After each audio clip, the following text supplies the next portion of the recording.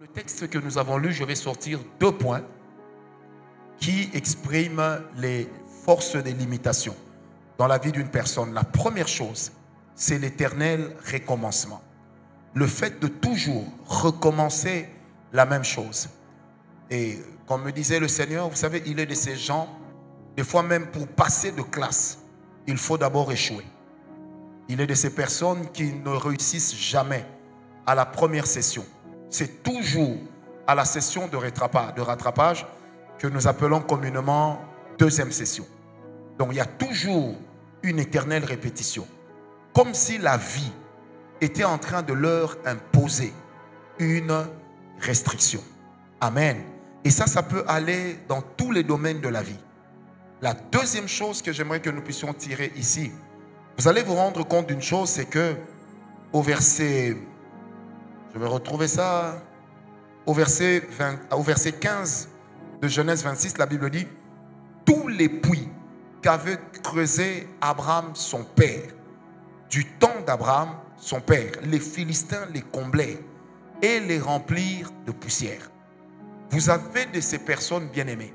Lorsque les parents meurent, peu importe ce qu'on va leur laisser, ça finira par partir. La semaine prochaine, je donnerai un enseignement sur l'esprit de l'héritage. Et c'est là que vous allez comprendre certaines choses.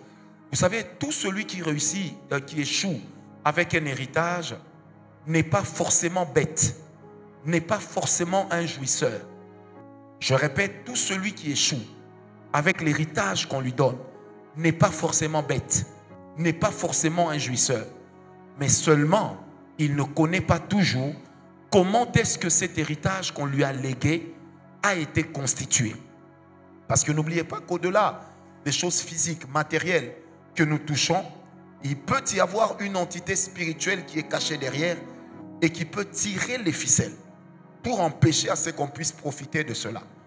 Vous savez, un jour, j'étais dans un pays, un ami m'a parlé et nous avons été à un hôtel, au restaurant d'un hôtel pour manger avec un autre de ses amis. Alors cet ami-là, c'était un monsieur dont le papa était très riche. Tellement riche qu'à l'époque où il mourut, tout le monde savait que même si on reprenait le monde à zéro, cette famille serait toujours riche. Et en plus, qui plus est, un monsieur reconnu plusieurs fois millionnaire, il n'avait que 2 enfants. Donc quand il meurt, il laisse 2 enfants, il laisse un patrimoine immobilier incroyable, il laisse des comptes en banque inimaginables. Mais quand on a fini de manger, j'ai vu que les 2 personnes commençaient à se regarder. Alors j'ai compris qu'il doit y avoir un problème de facture ici. Donc je leur ai dit, ne vous gênez pas, je vais régler la facture. J'ai réglé la facture. Et je me rappelle, excusez-moi de le dire, j'avais mis une montre qui n'était pas terrible. Alors pas du tout terrible. Qui était pas du tout terrible. Mais j'ai vu comment le monsieur regardait ma montre. Et puis quand on est descendu, il est parti, je suis resté avec l'ami qui l'avait amené. J'ai posé la question à l'ami, mais dis-moi, j'ai comme l'impression que l'eau a coulé sous le pont. Qu'est-ce qui s'est passé? Qu'est-ce qui s'est passé? Il m'a dit, mon cher, ce que cet ami a vécu est tout simplement incroyable. Imaginez-vous que c'est un monsieur à qui on a laissé beaucoup d'argent. Beaucoup. Des comptes en banque, il avait des chevalières qui valaient plus de 200 000 euros. Lui-même m'a dit, à la mort de son père, rien que les montres qu'on lui avait laissées valaient à elles seules au moins 3 millions d'euros.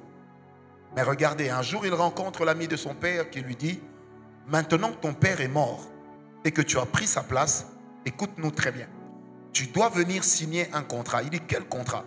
On lui dit, mais tu penses que ton père, ce qu'il a fait, tu peux hériter de cela facilement? Non, tu dois venir signer le contrat. Il leur a dit, moi je suis catholique romain, je ne crois pas à ces choses, je ne signerai rien.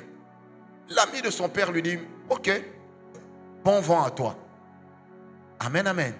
10 ans après, ce garçon se rend compte que à chaque date du même mois, on enlève 25 000 euros de son compte. Il demande des explications à la banque. Même la banque est incapable d'expliquer où va l'argent. L'ami de son père l'appelle, dit, j'ai appris que tu t'es renseigné auprès de la banque pour savoir où va l'argent. Il lui répond, ce sont les cotisations de la loge que nous prélevons. Et ton père avait laissé un ordre de virement permanent et que personne ne peut annuler. Il dit, moi je ne crois pas à ces bêtises. Et la banque lui dit, on ne peut pas annuler cet ordre. Et il se retrouve dans une situation compliquée. Un jour, il sort avec sa femme et ses enfants. De retour chez lui, il habitait en Europe. Il entre dans son appartement, porte blindée, coffre-fort bien caché. Il ouvre le coffre-fort dans lequel il mettait et les montres et les chevalières. Il y en avait beaucoup. Il se rend compte qu'on lui a volé des objets d'une valeur de plus de 30 millions d'euros. Et lui-même dira, en un jour, il est passé du riche au pauvre. Parce que tout ce que le papa a laissé est parti. Alors quand vous lisez l'histoire d'Isaac, vous allez vous rendre compte que les puits que Abraham a laissés à Isaac, les Philistins se sont pris à cela. Les Philistins ont travaillé pour détruire ce que le père a laissé. Alors quand il y a des destructions, des choses que votre papa vous laisse, des choses pour lesquelles vous avez fourni des efforts, sachez qu'il y a un esprit de limitation, mais retenez que pour le cas échéant, il peut aussi y avoir un esprit de sacrifice. Ça veut dire un esprit avait peut-être donné des biens à votre papa, il est parti. Papa est parti, mais quand l'esprit revient pour veiller sur le bien, il se rend compte que le propriétaire avec lequel il avait traité, ce n'est plus le même qu'il rencontre. Et c'est comme ça que vous allez vous rendre compte. Moi, avant, je pensais que c'était un privilège. Mais aujourd'hui, je me rends compte que c'est rien du tout. De grandir dans un quartier résidentiel de Kinshasa, à l'époque, qui était l'un des plus beaux quartiers. Vraiment, au point que quand moi, j'arrive aujourd'hui à Lipen, à Pigeon, je me rends compte que les choses ont été détruites. On avait des amis. Il hérite d'une très belle maison. En une année, quand vous entrez dans la maison, ça sent le vieux, ça sent la moisissure. Même les meubles se détruisent d'eux-mêmes. Même les véhicules commencent à développer des pannes que les mécaniciens n'arrivent à s'expliquer. Pourquoi? Parce que quelque part, le diable est en train de voler l'héritage. Et dans le cas d'Isaac, les Philistins, qui représentent également une armée diabolique, travaillaient à voler l'héritage qu'Abraham a laissé à son fils. Qui m'a donné un amen? Or, Isaac est un éleveur de bétail. Donc, si on l'empêche d'avoir des puits, forcément qu'il va perdre les animaux parce qu'ils ne pourront pas s'abreuver. Ils n'auront pas d'eau. Donc, il va les perdre. La troisième chose que je tire de ce texte, c'est que quand vous avez un esprit de limitation, c'est un esprit qui va détruire votre investissement. Vous savez, bien aimé, l'intelligence d'investir est d'abord une intelligence spirituelle. Qui m'a donné un amen. Je répète, l'intelligence d'investir est d'abord une intelligence spirituelle. Vous savez, la première fois que je suis arrivé à Manhattan, à New York, j'ai été frappé par quelque chose qui me sautait aux yeux. C'est qu'à Manhattan, qui est la ville la plus sécurisée des États-Unis, vous allez vous rendre compte qu'il y a beaucoup de SDF. Donc, ici chez nous, on les appellerait des... non, pas des chégués. Des sans domicile fixe. Ils sont nombreux. Mais vous allez vous rendre compte que la plupart des sans domicile que vous allez rencontrer, ils sont propres. Ils ont des bonnes manières, mais ils dorment dehors. J'ai posé la question à un frère qui m'accompagnait, il s'appelait Arnaud.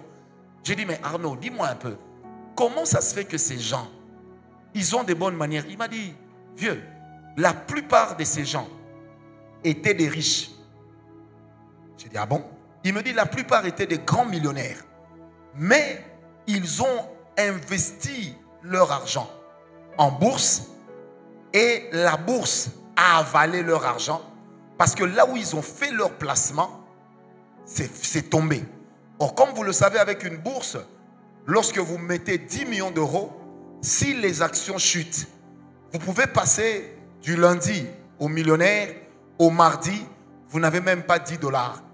Il dit c'est comme ça que la plupart se sont retrouvés dans le rouge, endettés. La banque a récupéré la maison parce que c'était un mortgage. Les huissiers ont saisi tout ce qu'ils avaient. On leur a peut-être laissé pour certains juste le temps de sortir avec les habits qu'ils avaient sur eux, un manteau et un pull, juste s'il faisait froid. Mais on leur a tout pris. Est-ce que quelqu'un me comprend? On leur a tout pris. En fait, c'est ce genre d'esprit qui limite les gens. Alors, j'aimerais préciser une chose pour ceux qui écrivent. Le fait de réussir ne rend pas ta réussite éternelle. Je répète, le fait de réussir ne rend pas ta réussite éternelle. Ça veut dire, tu peux réussir aujourd'hui pour échouer demain. Ah, donne-moi un amen. Je répète encore, tu peux réussir aujourd'hui pour échouer demain. Et c'est ça un esprit de limitation. Un esprit de limitation peut t'aider, peut te laisser réussir. C'est comme un esprit de célibat. Il peut te laisser te marier, mais il attendra quand tu t'investiras le plus dans le mariage pour venir détruire ton foyer. Donc réussir, c'est rien. Mais vivre une réussite que l'on soit capable de léguer aux générations qui viennent après soi, c'est ça la véritable réussite. J'étais en train de dire à une sœur dans mon bureau tout à l'heure, je lui ai dit, ne dis jamais de quelqu'un qu'il a réussi dans son mariage pendant qu'il est vivant. Dis plutôt qu'il est en train de réussir. Mais ne conclue pas. Vous savez, hier, je suis tombé sur une vidéo qu'a posté un serviteur de Dieu qui est en Angola. Un homme, après 50 ans de mariage, il se rend compte que les 3 enfants qu'il a fait avec sa femme n'étaient pas ses enfants. Et vous savez, à un moment, la femme est en train de dire, mais tu ne peux pas divorcer de moi, regarde tout le bonheur qu'on a vécu. Imaginez-vous, ils ont vécu le bonheur, 50 ans de mariage. Lorsqu'on vous dit que ces personnes ont 50 ans de mariage, vous vous dites, ah, moi aussi j'aimerais bien réussir comme ça. Mais c'est à la 50e année que le divorce finalement va être prononcé. Que le divorce va être prononcé. Qui m'a donné un amen?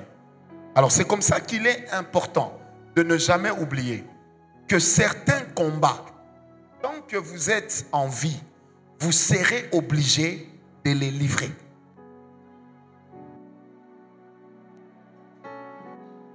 Je répète, certains combats dans vos familles, tant que vous serez en vie, vous allez les livrer. Ça veut dire, une partie, vous allez livrer le combat ou la bataille pour remporter.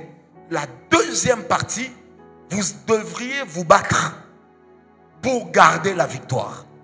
Une chose est de réussir, mais une autre l'est de garder la réussite. Est-ce que quelqu'un est avec moi? Je répète, une chose est de réussir, mais une autre l'est de garder la réussite. Ça veut dire que le diable est tellement marrant et malin au point où il peut vous laisser réussir, mais il attendra. J'aime bien quelque chose qui se trouve dans la parole de Dieu. La Bible dit dans Luc 4, après avoir tenté Jésus, le diable s'éloigna jusqu'au moment favorable. Ça veut dire que dans votre vie, bien-aimé, vous pouvez avoir vaincu une maladie, mais à un moment donné, le diable peut faire rejaillir cette maladie. J'ai prié pour un monsieur à l'époque qui avait le HIV, le sida. Il était médecin de son état. On a prié pendant des années. Les résultats disaient qu'il est complètement guéri. Il a repris du poil de la bête. Il avait une santé enviable. C'était un monsieur plus grand que moi, costaud. Un jour, je l'appelle. J'ai dit, docteur, le Seigneur m'a demandé de te dire que le diable a prévu de te retourner la maladie. Donc, fais très attention dans ta marche. Il dit, ok, ça va, je vais veiller sur ça. Mais comme il a cru que tout était acquis, qu'est-ce qu'il a fait? Il a croisé ses bras. Je parlerai à sa sœur. J'ai dit, regarde ce que le Seigneur m'a dit. Il a dit, le Seigneur ne t'a pas menti. Mon frère a repris une vie sale. Bien-aimé, 6 mois après, on m'appelle, il est mort. De quoi? De sida. Aux cliniques universitaires. Et quand je suis arrivé là, la famille me connaissait, je parlais avec la famille. À un moment, tout le monde est sorti, je suis resté avec le cadavre. J'avais envie de le frapper. En fait, je me suis rendu compte qu'il est mort parce qu'il n'a pas compris les principes spirituels. Donc faites très attention. Quand il y a un esprit de limitation, l'esprit de limitation agit aussi comme un esprit élastique. Vous savez, lorsque vous avez une sorte d'élastique autour des reins, ce caoutchouc-là que l'on peut mettre, qui peut s'allonger quand vous exercez une pression, attention, ça ne veut pas dire que votre victoire est devenue définitive. À un moment, il suffira que vous atteigniez une limite pour que ça vous ramène au-delà même du point de départ. Quelqu'un m'a compris? Pour que ça vous ramène au-delà du point de départ. Et c'est comme ça que les esprits de limitation travaillent aussi dans les vies. Je répète ces 2 choses. Fournissez l'effort de ne jamais l'oublier. Quand vous êtes en train de combattre, surtout des esprits qui sont enracinés dans les familles, qui sont enracinés dans votre vie, le premier palier, vous vous battez pour avoir la victoire. Le deuxième palier, vous allez vous battre pour garder la victoire. Une chose est d'avoir la victoire. Une autre l'est de pouvoir garder la victoire. C'est la dimension dans laquelle plusieurs enfants de Dieu tombent dans le triomphalisme. Et après, rebelote, la même chose revient et ils se retrouvent dans une mouise extraordinaire. Parce que le diable nous amène malheureusement, avec certains prédicateurs, à penser que voilà, j'ai vaincu aujourd'hui, c'est fini. Combien de personnes n'ont-elles pas chanté le jour de leur mariage pour dire allons Guinaye, donc elle a vaincu, il a vaincu. Mais laissez-leur seulement le temps. J'étais en train de parler un jour à une sœur, je lui ai dit la victoire sur le célibat que tu as rencontré, que tu as remporté, n'est qu'une victoire temporaire. Elle me dit non papa, sans effet au nom de Jésus. Je lui ai dit, ce n'est pas parce que tu as dit sans effet qu'il n'y aura pas d'effet. J'ai dit, ma soeur, prie bien. Chez vous, les gens ne se marient pas. Prie bien. N'oubliez jamais un kubo. Quand vous avez gagné la bataille, surtout sur des choses rares dans la famille, vous êtes dans une famille dans laquelle les gens ne se marient pas. Dans une famille dans laquelle les gens ne travaillent pas. Dans une famille dans laquelle les gens ne voyagent pas. Dans une famille dans laquelle les gens ne sont pas élevés. Si toi, tu parviens à être élevé, ne pense pas que c'est définitif. Tu ne peux pas changer l'ordre établi sans payer le prix. Oh, donne-moi un amen. Je répète, tu ne peux pas. Bien-aimé, un homme comme Isaac, c'est parce que son père avait payé le prix que même quand il a continué à creuser des puits, Dieu continuait toujours à donner de l'eau. Bien-aimé, tu vas imiter quelqu'un. Toi, tes parents n'ont pas payé le prix. Toi, tes parents n'ont pas enduré. Lui, ses parents ont payé le prix. Vous n'êtes pas dans la même chose. Vous n'êtes pas dans le même cas. Bien-aimé, il est de ces gens, il faut leur dire que tu vois, toi, ça c'est facile. Mais pour des gens comme moi, je dois me battre pour avoir ça. Un jour, je parlais à un pasteur. Je lui ai dit, mon cher, moi je pars prier. Il dit, ah, Ngawala, toi à ton niveau, tu jeûnes beaucoup. Je dis, moi je jeûne beaucoup parce que mes parents à moi étaient des païens. Toi, ton père était un pasteur. Il a sémé des prières. Il a sémé des offrandes. Il a fait beaucoup de choses. J'ai dit, moi, mes parents n'ont pas fait ça. Donc, je suis en train de faire ça pour que mes enfants ne puissent pas souffrir de la même manière que moi. Bien-aimés, ne prenez jamais le privilège de quelqu'un d'autre pour le vôtre. Ne le prenez pas pour le vôtre. Il y a des gens bien-aimés comme nous autres comme ça. Je n'ai pas honte de le dire. On a dû se battre pour arriver là où on est. Personne ne t'a aidé. Personne. Tu regardes les aînés. Personne ne te tend la main. Personne. Et d'ailleurs, la plupart regardent ce que tu fais. Ils imitent même ce que tu fais pour empêcher à ce que les gens viennent dans ce que tu organises. Vous savez, moi j'ai vu dans cette ville des églises commençaient à organiser des grands jeûnes après que j'ai invité leur pasteur prêcher chez nous. Des fois, ils te posent la question, comment tu fais, comment tu fais, comment tu fais. Toi, tu expliques, tu penses que tu parles à un ami.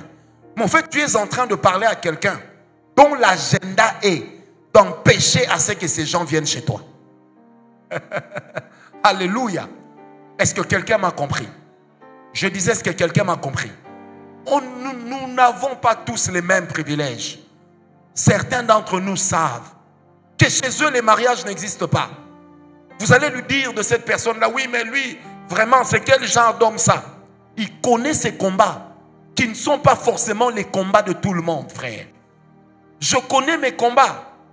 Moi, j'ai eu cette grâce, quand je me mariais, de savoir que j'étais issu d'un côté de ma famille. Les mariages n'existaient pas.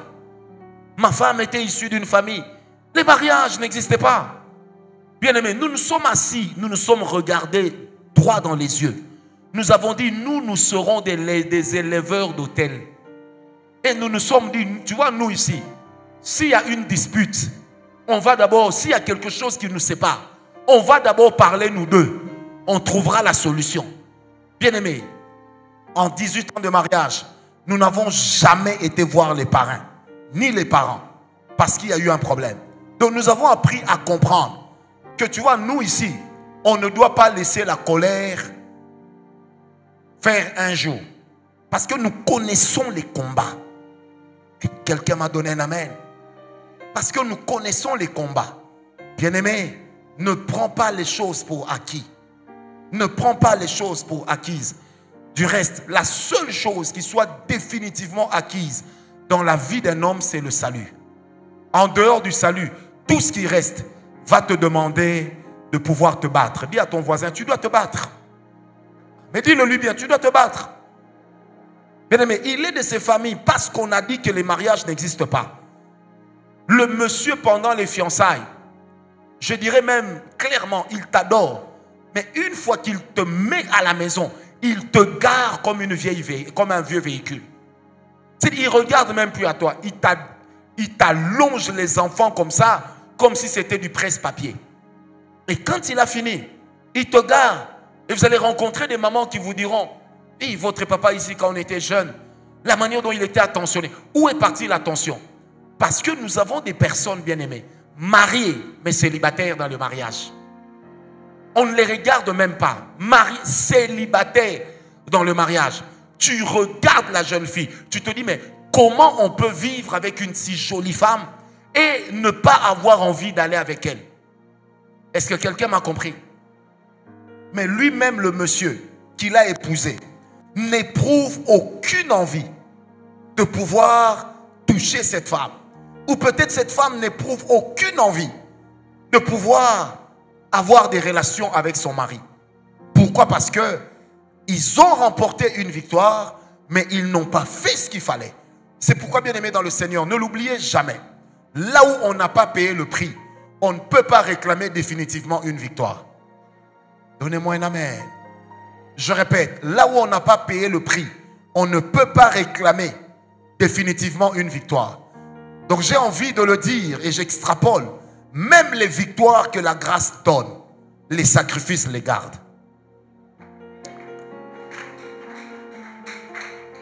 Qui m'a donné un amen?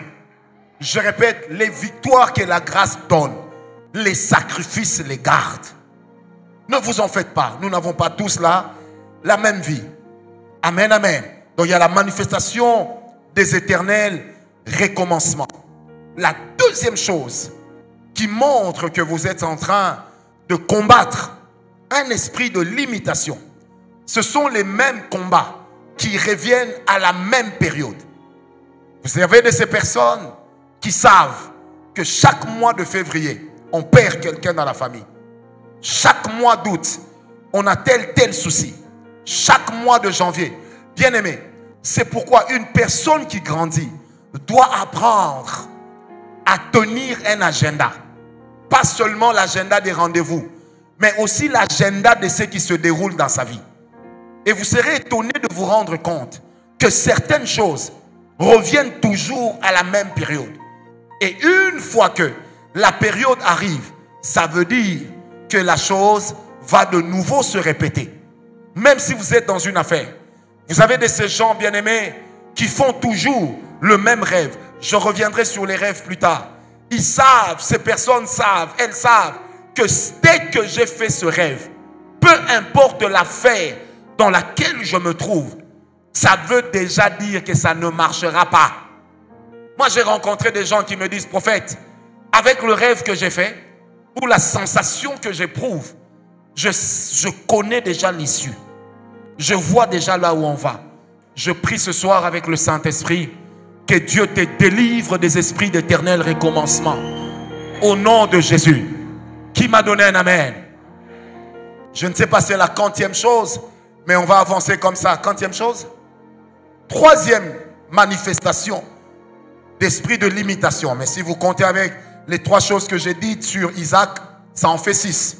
Donc 6e chose, avec la manifestation des esprits de limitation, ce sont les seuils financiers à ne jamais dépasser. Vous savez, vous avez de ces gens bien-aimés, peu importe ce qu'elles peuvent faire, elles peuvent réussir dans une affaire qui doit donner 1000 $, qui peut donner 100 $, jamais sur une affaire dans laquelle ils peuvent gagner des millions. Jamais. Ils font le commerce. Ils font le commerce sérieux avec le commerce. Mais leur problème, c'est lequel? C'est qu'il y a une incapacité à dépasser un certain seuil. Je vais vous étonner, bien-aimés. Vous savez, moi-même, je suis passé par là dans ma vie. À un moment, je me suis rendu compte que jamais quand je prêchais, on pouvait me donner plus de 50 $. Jamais. Après, je me suis rendu compte encore d'une autre chose qui m'arrivait dans l'exercice du ministère. C'est que peu importe pour qui je priais, dès qu'il s'agissait de beaucoup d'argent, ça marchait toujours. Mais la personne m'oubliait toujours une fois que ça marchait. Je donne la prophétie, ça marche. Mais une fois que l'argent sort, la personne m'oublie. Comme ça, comme si on m'a effacé de sa mémoire. Pourquoi? Parce qu'il y avait un seuil financier que je ne pouvais jamais dépasser. Amen, amen. Oh, amen, amen. La chose qui a changé ma vie financière, ce n'est pas l'entrepreneuriat. Non, ce sont les hôtels. C'est quand j'ai découvert la valeur des offrandes sacrificielles que j'appelle hôtels, que pour la première fois de ma vie, j'ai commencé aussi à avoir beaucoup d'argent. Vous savez, j'étais en train de préparer mon mariage et le Seigneur m'avait dit, je te prendrai en charge. Qu'est-ce que je vivrai? Un ami qui travaillait en Hollande m'appelle. Il dit, Francis, comment tu vas? Je dis, je vais bien. Il me dit, tu sais, cette nuit, j'ai rêvé. Le Seigneur m'a demandé de te payer mes dîmes de 5 ans. Ça fait 5 ans que je n'ai pas payé la dîme. Je te donne des dîmes de 5 ans. Imaginez vous-même. Et là, les euros venaient de sortir. Je vais voir sa fiancée. Elle me donne une botte d'argent comme ça, en euros. Moi-même, je sens que même ma démarche a changé. Mais regardez ce qui va se passer. Je suis en train de retourner chez moi. Je croise un groupe de policiers. Monsieur, viens ici. Je m'approche. Là, j'ai l'argent en poche. Tu viens d'où? Je leur pose la question. Est-il interdit de se promener la nuit? Je suis congolais, je suis chez moi. Quelle est l'infraction? Monsieur, videz vos poches. Il vide mes poches. Beaucoup d'argent comme ça. J'ai dit oui et après. En tout cas, tu dois nous expliquer d'où vient cet argent. J'ai dit c'est simple. Allons au tribunal. Et le courage que j'avais de parler, je ne comprenais pas d'où ça venait. Alors qu'à l'époque, c'était reconnu que quand des policiers vous arrêtent avec l'argent, en tout cas, soit vous êtes mort, soit on va vous tabasser, ils prennent l'argent. Vous savez, à un moment, j'ai regardé leur commandant dans les yeux. J'ai dit, monsieur, vous savez qui je suis? Il m'a dit non. J'ai dit, je suis un homme mystique. Et puis, je ne riais pas. J'ai dit, je suis un homme mystique. Je le regarde. Il dit, mais tu n'as pas peur de nos armes? J'ai dit, vos armes ne peuvent rien contre moi. Essayez, vous verrez. Il me regarde, il dit, bon, ça va. Rentre chez toi. J'ai dit, non, pas sans mon argent. J'ai dit, cet argent-là, et puis je les intimide. J'ai dit, cet argent-là, il y a des choses mystiques dedans. Rendez-moi ça. Il a dit à ces gens, rendez-lui l'argent. On me rend l'argent. Il me dit, compte. Je compte, je compte, je compte, je compte, je compte. Il dit, est-ce qu'il manque quelque chose? J'ai dit non. Il dit, papa, nous avons nettoyé nos mains. Parce que, et puis il ajoute, il dit, des gens comme vous, comme ça, on va prendre votre argent et puis nos enfants commencent à mourir. Et puis j'ai compris qu'il a bien parlé, j'ai dit très exactement. Et puis j'avais un 5 $, je lui ai dit, allez, prenez le café. Je suis parti. En partant, je me disais, c'est sûr que ces gens vont me suivre. Et quand je me suis réveillé le lendemain, j'ai compris que j'avais toujours l'argent. Amen, amen. Et c'est comme ça que, bien aimé, de fil en aiguille, le Seigneur va me dire, tu veux te marier? J'ai dit, oui Seigneur, tu m'as déjà donné l'argent pour me marier. Et il m'a posé la question, tu veux rester marié? J'ai dit, bien entendu. Voyons. Le Seigneur m'a dit, prends tout l'argent que tu as, donne-le à ta fiancée, qu'elle souffre avec toi d'aller donner tout cet argent à un pasteur. Vous savez, quand une femme sait que les mariages sont difficiles, et chez vous et chez eux, et puis le mariage se fait voir financièrement. Et puis tu dis, tu vois ces finances, Anaenda, ça part. Elle m'a regardé, elle m'a dit, tu es sûr? J'ai dit, le Seigneur me l'a dit. Elle me dit, je te fais aveuglement confiance. Dieu est avec nous. Et quand elle est allée, elle a fait cette offrande auprès d'un pasteur à la Cité Verte. C'est comme ça que dimanche, on a fait 18 ans de mariage. Donc les gens peuvent dire, comment vous avez fait? Le secret est simple. Ce n'est pas que nous soyons des hommes extraordinaires, mais nous avons eu le courage de poser des actes que les gens ne posent pas. Alléluia. Parce que nous savions que financièrement nous étions limités. Et d'un point de vue de mariage, nous étions limités. Et c'est à partir de là que l'homme que j'étais, habitué à avoir 2-3 costumes, et ma femme qui est en train de me suivre le sait, j'avais un pantalon bizarrement qui ressemblait exactement à celui-ci. Exactement. Elle-même avait surnommé mon pantalon fils unique. Alors que j'en avais d'autres. Mais celui-là, je l'ai mis jusqu'à ce que ça me dise abandon. Amen, amen. Bien aimé, lorsqu'il y a des limitations, fais attention. Une personne qui est poursuivie, ça faut bien noter. Une personne qui est poursuivie par un esprit de limitation financière peut malheureusement être dans une affaire dans laquelle la personne manifeste la poisse. C'est-à-dire, une fois que vous prenez la personne, vous l'insérez dans votre business, le business va faire pouf, ça va connaître un chaos, une décadence. L'intelligence est là, le business plan a été bien fait. Mais parce que la personne se retrouve dans votre affaire, eh bien, l'affaire fait faillite. Amen, amen. Je me rappelle d'un garçon, d'un monsieur, on devait avoir une affaire avec lui. À un moment, il est venu me voir et dit, Père Franck, si tu veux qu'on fasse cette affaire, prie d'abord pour moi avant. J'ai dit, pourquoi? Il m'a dit, ce genre de montant dans ma vie, ça ne marche pas. Et moi-même, je n'ai pas prêté attention. Cette affaire-là n'a pas marché. Parce qu'il est de ces personnes tellement limitées financièrement qu'elle-même est devenue comme un hôtel de limitation financière.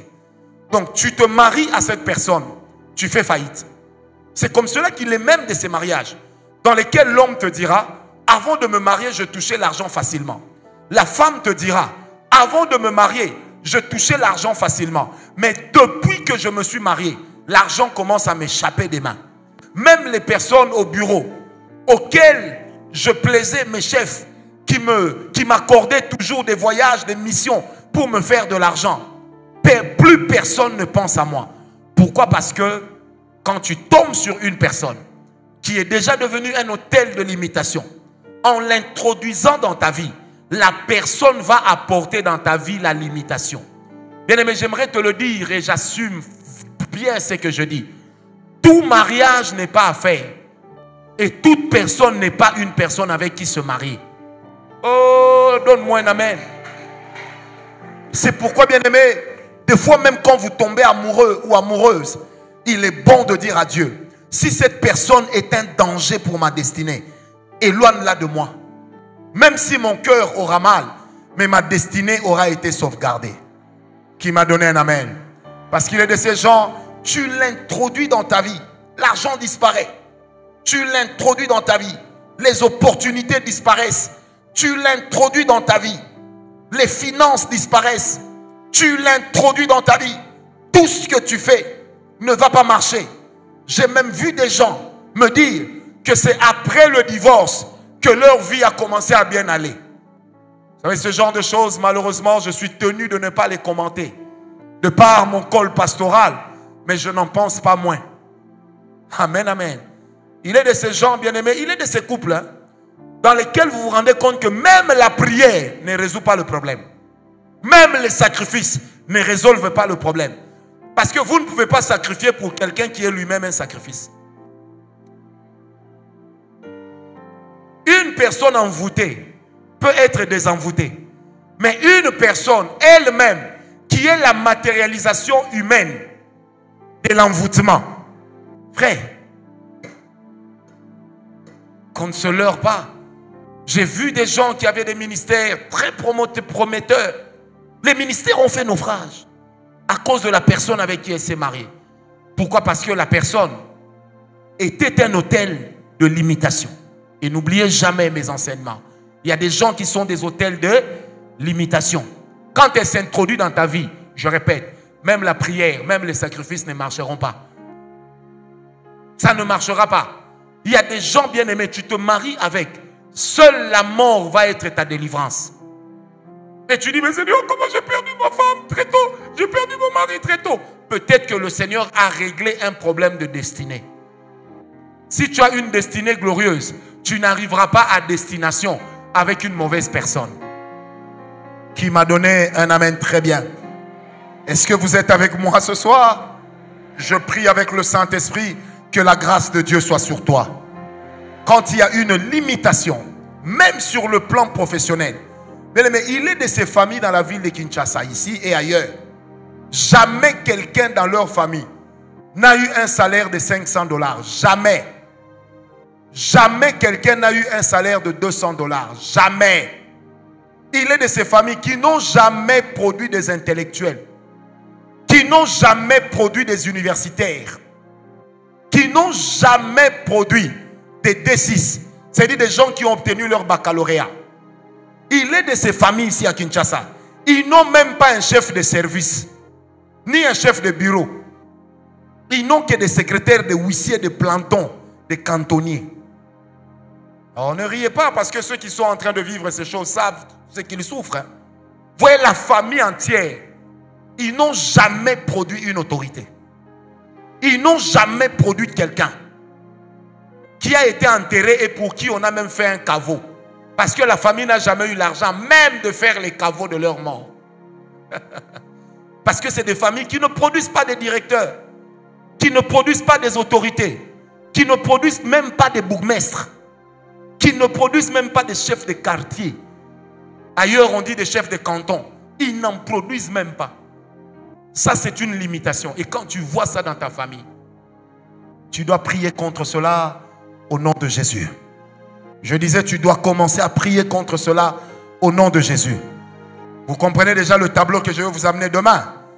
Dans ce tableau-là, vous allez vous-même écrire quels sont les grades que les gens ne dépassent pas sur le plan professionnel, dans vos études, sur le plan financier. Quels sont les grades que les gens ne dépassent pas sur le plan du mariage? Combien de temps les gens mariés de votre famille durent? Soit dans le mariage, soit dans la vie. Quelle est la longévité des mariages dans votre famille? Vous devez être capable d'écrire cela. Vous devez être capable de faire une cure d'âme personnelle. Amen, amen. Une autre chose, 50e point. 7e point, je vous ai parlé hier pendant que j'étais en train de clôturer. Il est de ces gens, les limitations se manifestent par les mauvaises odeurs. Bien aimé, les mauvaises odeurs, quelquefois, expriment la sorcellerie, expriment aussi l'envoûtement. Vous savez, un jour, j'ai reçu un monsieur, un papa. Il parlait français comme le descendant de Vercingétorix. Il avait la même diction que Voltaire. Et il avait la démarche de Diderot et de Jean-Jacques Rousseau mélangés. Mais l'odeur qu'il m'envoyait en face, quand il m'a demandé un nouveau rendez-vous, j'ai refusé. Parce qu'il m'a asphyxié. Quelqu'un m'a compris. Alors, vous avez maintenant de ce genre de personnes, partout où on doit l'agréer, même en amour, même dans une relation amoureuse ou amicale, partout où elle est susceptible de gagner, la mauvaise odeur sort. Ça peut sortir de n'importe quelle partie du corps, mais une odeur nauséabonde qui indispose les gens. Amen, amen. Je vous ai raconté hier que j'ai rencontré une fille en Belgique, en Suisse, jolie comme tout, mais l'odeur qu'elle dégageait.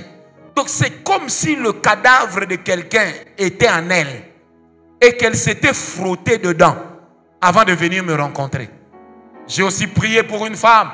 Tout le monde sentait la mauvaise odeur sauf moi, parce que le démon était resté dehors. Bien aimé, il est de ces odeurs, même de ces haleines, qui ne dépendent même pas des intestins, qui ne dépendent pas d'une mauvaise hygiène buccale, mais qui dépendent de la présence des démons qui entrent en toi juste pour te rendre désagréable. C'est comme ça qu'il est de ces femmes. Une fois qu'on lui fait la cour, une fois qu'elle dit oui, elle commence à dégager l'odeur d'un garçon. Solo tabamoban. Donc tu passes à côté de ses aisselles. Tu as des larmes. Parce que la mauvaise odeur est piquante. Elle se lave avec le citron. Elle met tout. Mais la mauvaise odeur reste. Dès qu'elle sort de cette relation, la mauvaise odeur s'en va. Et vous avez des gens comme ça. Leur chef ne les supporte plus à cause de la mauvaise odeur. Une fois que on l'a viré, la mauvaise odeur disparaît. Bien aimé, c'est une preuve que quelque part, il y a déjà un esprit de limitation qui est en train de travailler. En fait, ça travaille juste pour t'empêcher de passer au prochain seuil. Et vous avez des choses comme ça pour lesquelles les scientifiques peuvent trouver des explications, alors que tout simplement, il y a un démon derrière. Amen, amen. On t'aime. Le jour où on te dit on t'aime, la même lotion que tu mets, ça commence à te décaper la peau. Comme si tu avais des problèmes cutanés. Tu commences à avoir des mycoses. Qui va vouloir poser sa joue sur une femme qui a des mycoses? Qui? Hein? Qui? Vous savez, nous avons prié à l'époque pour une femme. Une histoire vraie. Papa Guélor, cette femme, je lui ai donné une prophétie. J'ai dit, madame, avant 50 ans révolus, tu vas te marier. À 49 ans, un pasteur vient la voir, lui dire, maman, j'étais dans l'avion, j'avais un monsieur à côté de moi, on a sympathisé. Et il m'a dit qu'il a perdu sa femme, il a 54 ans, il cherche à se marier, et nanani et nanana. Et il dit, bizarrement, j'ai pensé à toi. Je lui ai parlé de toi, et j'avais une photo avec toi dans mon téléphone. Je lui ai montré la photo. Tout de suite, le monsieur a dit, moi, je dois épouser cette femme. Et je vous assure, cette dame était très jolie. Bien aimé. 4 mois après, le monsieur envoie sa famille dotée. Moi présent. La famille dote. Tout se passe bien. Et puis le monsieur... C'est moi, si quelqu'un me dit que le combat spirituel n'existe pas, je vais le gifler. Moi, je ne donnerai jamais la chair à un pasteur ici qui va prêcher contre le combat spirituel. Ce n'est pas parce que toi, tu ne vis pas les combats que ça n'existe pas. Hein? Cette femme, 2 semaines après, dot organisé, tout. On loue une belle salle à Gombe ici. Une très belle salle. Juste là où Robank a créé son QG. À côté, c'était un restaurant libanais. On loue là-bas. Donc nous tous, on était sur notre 31. Et on savait que voilà, le mariage aura lieu le samedi. Le monsieur va arriver le vendredi. La femme tenait une alimentation. Donc là, elle vendait des produits, des défrisants et tout. Jamais quelqu'un ne s'est plaint. Elle a pris un défrisant dans les rayons de son propre magasin. Le jour, je vous dis. Donc elle a pris le défrisant. Le jour où l'homme est censé arriver, elle va se laver la tête. Elle défrise les cheveux. Je ne peux pas citer le nom du défrisant. Mais c'est le défrisant, l'un des défrisants les plus vendus jusqu'à aujourd'hui. Elle met sur sa tête et tout. Vraiment, elle voit que, comme on dit, les femmes disent, hein, ce qui est kalingami. Elle prend le correspondant de cela pour appliquer, je ne sais pas moi comment on appelle ça, la pommade qui doit venir après le nettoyage. Frère, soeur, elle va comme ça au lavabo. Quand elle fait passer l'eau, les cheveux partent. Kovo Kapita Wenze. On ne riez pas. Elle a une tête chauve. Même pas un duvet. Elle s'est mise à pleurer. Elle a pleuré à chaudes larmes. Nous sommes venus avec son pasteur. Quoi faire? À l'époque, il y avait... comment vous appelez ça? Il y avait une perruque comme ça, qui était sortie dans un clip là. Hein? Vous vous rappelez? La perruque là. Nous sommes allés au Grand Hôtel. On a acheté cette perruque, $300. Elle a mis ça. On arrive à l'aéroport. Dans l'entretemps, nous avions improvisé une journée de jeûne pour elle.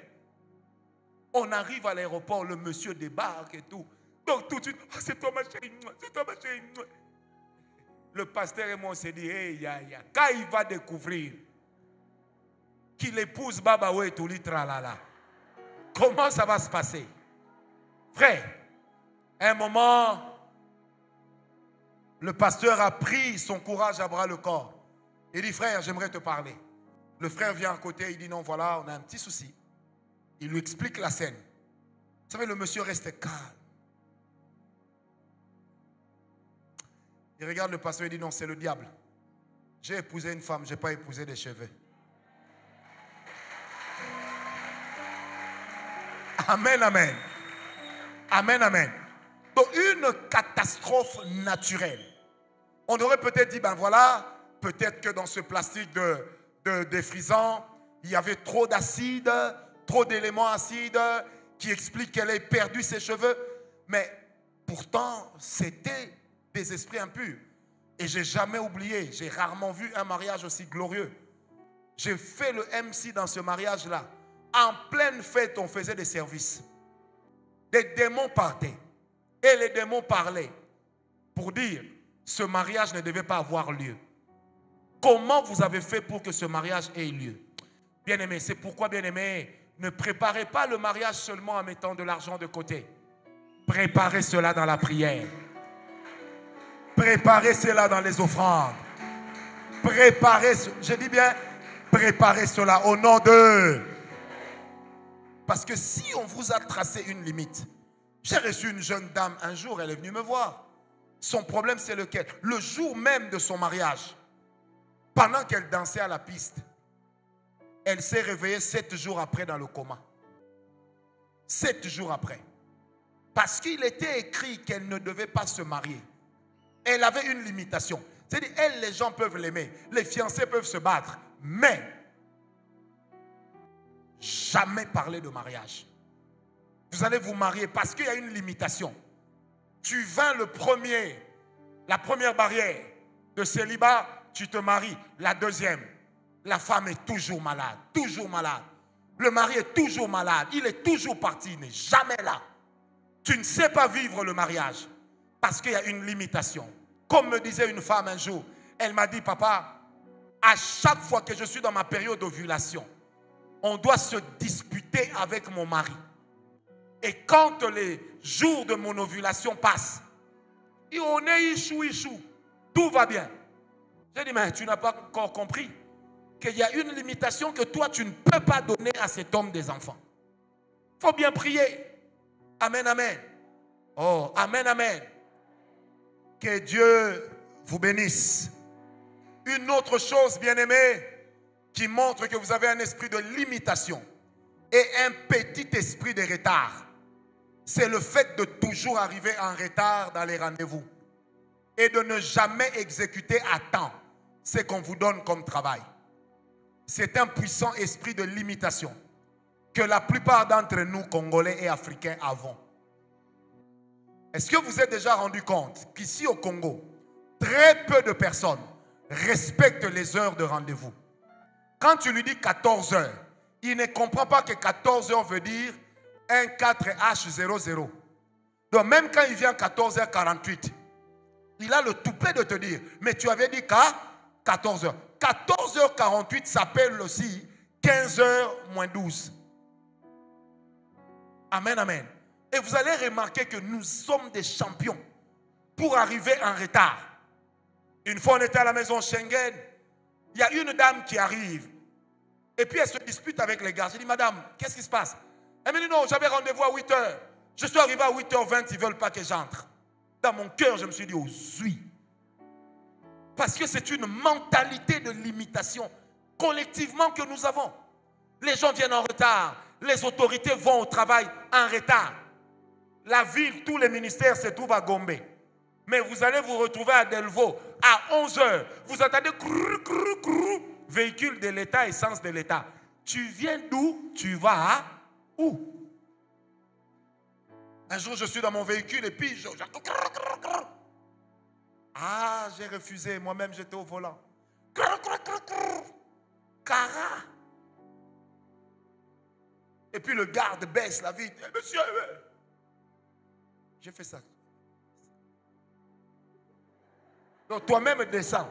Prends ça, mets de côté. Comme ça, je vais te voir. En entendant le ministre qui était derrière, il baisse un peu la vitre. J'ai dit non, je vais saquer le monsieur. J'ai dit mais ça c'est un ministre ça? De l'intérieur en plus? De l'époque, hein? Parce que dans notre pays, il faut être prudent. J'ai dit ça c'est un ministre ça? Et il va au travail à 10 h. Et puis j'ai crié. Et vous êtes étonné que le pays ne marche pas. Vous savez, le garde qui était devant me regarde, il fait ça. Est-ce que quelqu'un m'a compris? Un jour, je suis vers le Loupio. J'ai mes enfants dans la voiture.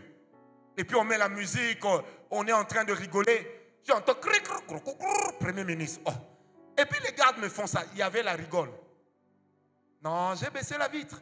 J'ai dit donc que moi et mes enfants, on meurt pour un monsieur qui ne produit même rien pour le pays. Est-ce que quelqu'un m'a compris? Bien aimé, il y a des mentalités qui vous montrent que vous êtes sous un esprit de limitation. Les retards dans les rendez-vous.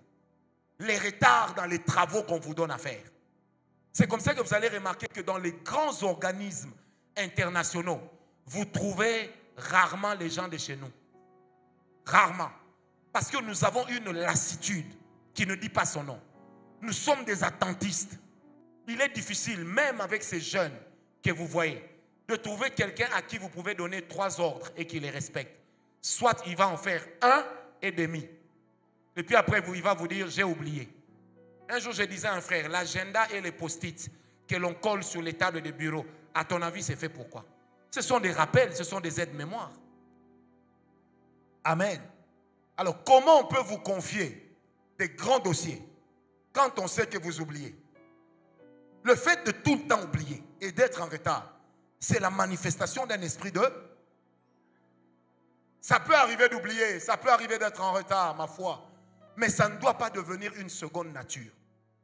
Or, chez nous, c'est devenu une seconde. Vous invitez les gens à votre mariage. Ils sont là à 18 h. Vous-même, les mariés, vous entrez à 23 h. Parce que tu te dis que les gens n'ont rien à faire. Et puis, vous servez la nourriture à 1h30 du matin. Et vous avez toujours à dire, ce n'est pas nous, c'est le service traiteur. Mais ce n'est pas le service traiteur qui a invité les gens. Vous savez, dernièrement, j'étais à Indiana et on avait un banquet. C'était les Espagnols qui ont préparé. Quand j'arrive là, j'entends comment le protocole dit au pasteur. Non, les Espagnols ont dit qu'il est 21 h. Si à 21 h 30 les gens n'ont pas mangé, ils remballent, ils s'en vont. Et il s'est énervé. J'ai dit non frère, sois sérieux. Tu leur avais dit quelle heure? Oh, j'avais dit on va manger à 21 h. J'ai dit mais 21 h 30 n'est plus 21 h. C'est pourquoi on ajoute 30. Vrai ou faux? C'est pourquoi on ajoute 30. J'ai dit non. Oh non papa, tu dois prêcher. J'ai dit non, je vais prêcher 5 minutes. Moi-même, je vais inviter les gens à manger. Non, mais 5 minutes. J'ai fait 5 minutes. J'ai dit aux gens, allons manger. Et vous allez remarquer que nous autres, même quand on voyage, même quand on va à l'étranger, on a le même esprit. Un jour, j'arrive dans un pays étranger. Le monsieur qui devait venir me prendre est arrivé avec 2 heures de retard. Dans l'entretemps, j'étais à l'aéroport. 2 heures à attendre après avoir fait un voyage de plus d'une journée. J'étais fatigué. Et il trouvait ça normal. Non, vraiment, de notre côté, il y a beaucoup d'embouteillages. J'ai dit, pasteur, donc vous savez qu'il y a beaucoup d'embouteillages? Oui. Donc vous le saviez déjà? Oui. Donc il y a toujours des embouteillages? Oui. Donc j'ai dit, c'est que vous m'avez saboté. Oh, comment? J'ai dit, mais si vous savez qu'il y a des embouteillages, il fallait quitter avant les embouteillages. Ah, prophète, je n'avais pas réfléchi comme ça. J'ai dit, tu vis aux États-Unis, là où le GPS est clair. Donc tu peux regarder comme ça t'offre toutes sortes de chemins. Et non, mais et puis il me dit, hein, vous savez, les Congolais sont courageux des fois même dans la bêtise. Il a le courage de me dire, non papa, tu sais, si j'étais venu plutôt en prenant le temps pink, ça allait me coûter quelque chose comme 23 $. J'ai dit, mais l'énergie que moi j'ai dépensée ici, c'est plus de 200 $. Parce que dans l'entretemps, je devais me restaurer. J'ai pris un café, j'ai pris un sandwich, j'ai pris de l'eau. Et j'ai passé mon temps à passer des coups de fil. J'ai dit donc, j'ai utilisé beaucoup plus d'argent que votre 23 $. Pourquoi? Parce que quelque part, il y a un esprit de limitation qui m'a donné un amen. Une autre chose qui montre qu'on fait face à un esprit de limitation, ce sont les discussions inutiles qui parlent des autres et non des objectifs qu'on a. Tel a fait, tel a dit. Nous sommes de tel, tel. Qui a rempli le stade des martyrs plus que tout le monde? Qui a fait Arena? De tout ce monde-là, qui vous a donné combien? Répondez-moi un peu. Qui vous a donné combien? Et vous allez voir des gens s'insulter jusqu'à voir des gaillards de 50 ans, de 60 ans, de 40 ans. Ils s'insultent, mais ils ne savent pas que c'est la manifestation d'un esprit de limitation. Parce que c'est quoi l'esprit de limitation? C'est également le fait de servir les autres. Eux, ils progressent, toi, tu ne progresses pas. Eux, ils progressent, toi, tu ne progresses pas. Les autres deviennent comme des sangsues qui sont en train de s'abreuver de ton sang. Tu perds des litres de sang et eux, ils sont en train de gagner en volume. Je prie que ce ne soit plus ton cas au nom de Jésus. Une autre chose qui montre qu'on a un esprit de limitation, c'est le fait d'être compétent, mais de n'être jamais sollicité. Et de ne jamais être payé à sa juste valeur. Je répète, vous êtes compétent, mais on ne vous sollicite pas. Et puis, deuxièmement, qu'est-ce qu'on fait? Même si on vous sollicite, on ne vous paye jamais à votre juste valeur. Des fois, des gens qui ont fait moins que vous, qui ont fourni moins d'efforts que vous, qui ont moins transpiré que vous, on les bénit plus que vous. Quand votre vie fait face à un tel cycle, sachez que vous êtes en train de livrer une bagarre extraordinaire contre un esprit de limitation. Est-ce que quelqu'un m'a compris? On sait que c'est toi le plus intelligent de la boîte. C'est toi qui accouches du meilleur travail. Mais c'est un autre que l'on plébiscite. Tout le monde sait que si on te donne le dossier, tu vas le réussir. Mais on ne te confie jamais le dossier. Et maman est là toujours en train de dire, hey, votre papa est intelligent. Namsala babanga kae. Kobanga mutualia kobanga zate. Amen, amen. Et vous avez des éternelles répétitions. Une autre chose qui montre qu'il y a un esprit de limitation, c'est lorsque quand vous avez l'argent, vous n'avez jamais la pensée de payer la dîme et les offrandes. Amen, amen. Jamais. Vous pensez à tout, sauf à la dîme et aux offrandes. Or, lorsque vous prenez Malachie 3, 10 et 11, je reviendrai là-dessus quand je parlerai des rêves, vous allez vous rendre compte d'une chose, la Bible parle des esprits rongeurs.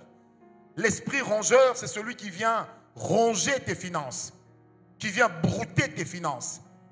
Alors, comme le diable sait que payer la dîme protège la récolte et la prochaine sémence, il t'aide juste à ne jamais avoir envie de payer la dîme. Des fois même tu payes la dîme, tu regrettes de l'avoir fait. Tu donnes l'offrande, tu regrettes de l'avoir fait. Tu n'as jamais la pensée de donner les offrandes. Bien aimé, nous ne payons pas la dîme parce que nous n'avons pas de besoins. Nous payons la dîme parce que nous avons mis Dieu à la première place.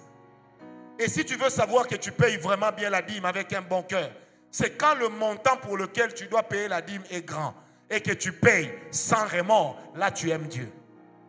Or, il y a un engagement divin derrière la dîme, derrière l'offrande. Il y a un engagement divin. Il y a quelque chose de divin derrière la dîme. Il y a quelque chose de divin derrière la dîme. Une dîme que l'on paye avec des murmures. Si vous êtes serviteur de Dieu et que vous apprenez l'histoire, n'acceptez pas cette dîme dans votre maison. Vous savez, un jour, quelqu'un m'a apporté une dîme. Et qu'est-ce que j'ai fait? J'ai prié avec ma femme. J'ai dit, cette dîme, c'est beaucoup d'argent. Mais je ne sens pas que ça doit entrer dans notre maison. Ma femme m'a dit, non, mais on a aussi des besoins. J'ai dit, non, chérie, je ne sens pas qu'on doit prendre ça. J'ai écrit une lettre aux anciens.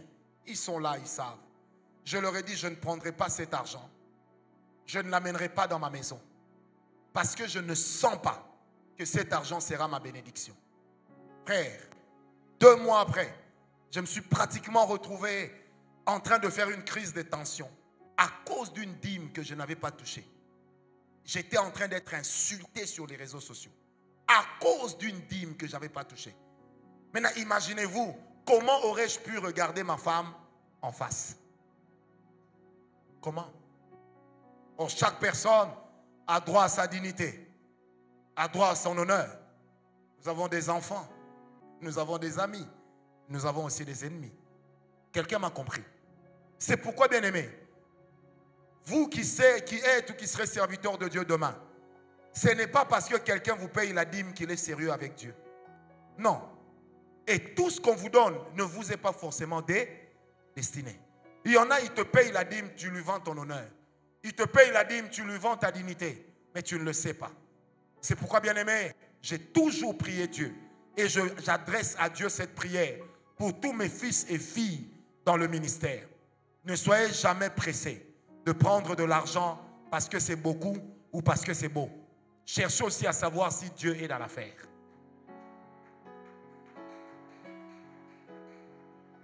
Amen, amen. Oh, oh, qui m'a donné un amen bien. Une autre chose qui montre qu'il y a un esprit de limitation, c'est lorsque vous avez des enfants, vous-même, ou des membres de famille, qui ne tombent malades que quand il y a l'argent.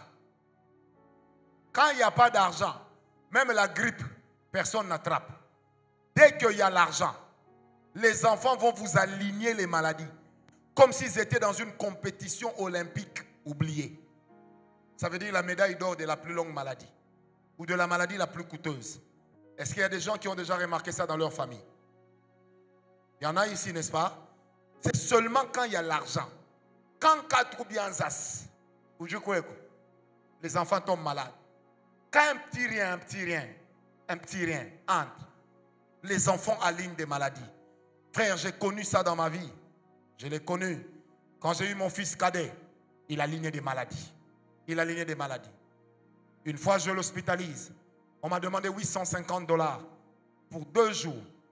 J'ai dit à Dieu, on va faire un deal. Je vais payer $850 à l'hôpital et je vais donner $850 à l'église. Mon enfant ne doit jamais dormir sur un lit d'hôpital. Bien-aimé, à l'époque, il avait 1 année. Aujourd'hui, il a 12 ans. Ça fait 11 ans. Il n'a jamais passé nuit sur un lit d'hôpital. Ni lui, ni aucun de mes enfants. Ni aucun de mes enfants. Parce que j'ai compris que certains combats, il faut ramener ça de toi-même dans le domaine des transactions spirituelles. C'est-à-dire que la résurgence d'une même chose, amène ça sur la table, négocie. Dis à Dieu, je remarque que mes enfants tombent toujours malades. Je remarque que moi-même je tombe toujours malade. Seigneur, on fait un deal. Le montant que je n'arrive pas à dépasser, je te le donne. Le salaire que je n'arrive pas à dépasser, je te le donne au moins 1 fois. Après, donne-moi toujours au-delà.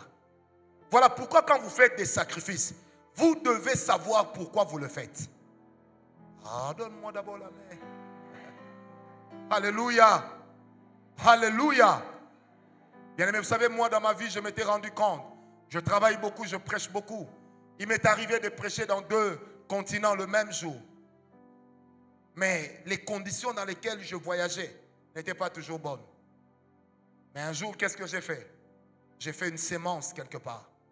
Et j'ai vu comment Dieu a commencé à faire les choses. Qui m'a donné un amen.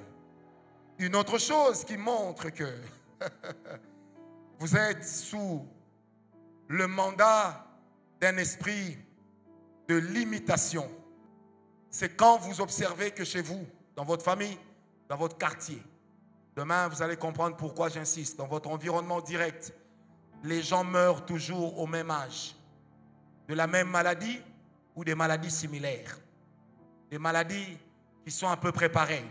Les gens meurent au même âge, les gens divorcent au même âge, les gens souffrent de la même maladie. Ça veut dire que quelque part, il y a un esprit de limitation qui est en train de travailler. Et le but de l'esprit de limitation dans ce contexte-là, c'est quoi? C'est parce qu'il y a une limite par rapport à l'âge à ne pas franchir. Il y a une limite ou un carcan dans lequel vous devez vous retrouver pour souffrir de la même maladie. Pendant que je suis en train de te parler, prends le temps de noter déjà. Parce que quand je vais t'envoyer le tableau demain ou après-demain, il y aura beaucoup de rubriques à remplir. Amen. Quelle est la maladie qui revient toujours dans ta famille? À quel âge les gens meurent dans ta famille?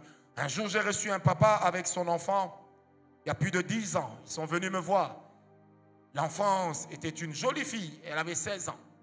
Le papa avait 49 ans. Et il m'a dit, papa, j'ai un problème. Je suis à la veille de mes 50 ans.